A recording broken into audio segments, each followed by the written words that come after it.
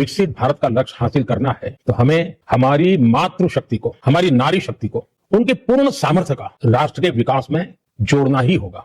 हमने कुछ वर्ष पहले नारी शक्ति वंदन अधिनियम पारित किया था और सभी राजनीतिक दलों ने सहमति से किया था और सबकी इच्छा है कि 2029 में जब लोकसभा के चुनाव होंगे तब हमारे देश की नारी शक्ति को जनप्रतिनिधि के रूप में लोकसभा में, विधानसभाओं में 33% स्थान मिलना ही चाहिए।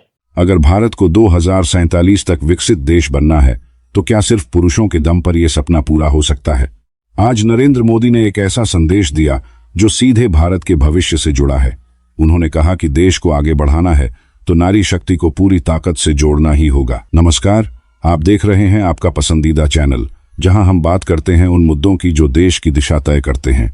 आज हम समझेंगे कि प्रधानमंत्री के इस संदेश का असली मतलब क्या है और महिला आरक्षण क्यों इतना जरूरी बन चुका है।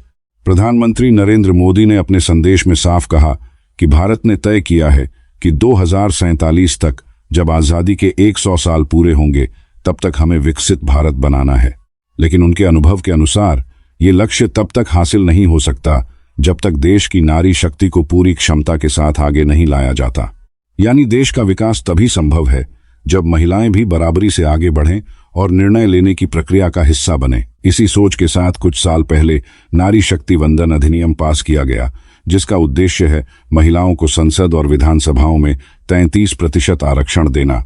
लक्ष्य यह है कि 2029 के चुनाव तक देश की महिलाएं बड़ी संख्या में जनप्रतिनिधि बनकर सामने आएं।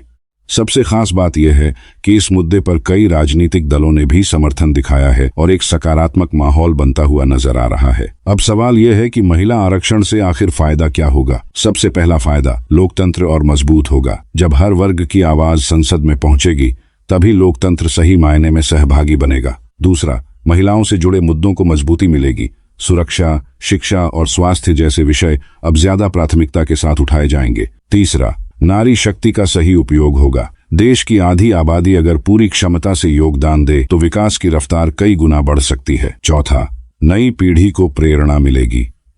जब संसद में महिलाएं दिखेंगी तो हर लड़की को लगेगा कि वह भी देश बदल सकती है। प्रधानमंत्री ने अपने संदेश में लोगों से अपील भी की कि उनके लिखे हुए लेख को पढ़ें और दूसरों को भी पढ़ने के लिए प्रेरित करें। साथ ही उन्होंने सभी राजनीतिक दलों से आग्रह किया कि वे इस महत्वपूर्ण विषय पर एकजुट होकर आगे आएं और इसे जल्द से जल्द लागू करें। आज बात सिर्फ आरक्षण की नहीं है, बात है भारत के भविष्य की। अगर हमें 2047 तक विकसित देश बनना है तो नारी शक्ति को साथ लेकर चलना ही होगा, क्योंकि जब महिलाएं आगे बढ़ती हैं तो देश अपने आप आगे बढ़ता है। धन्यवाद।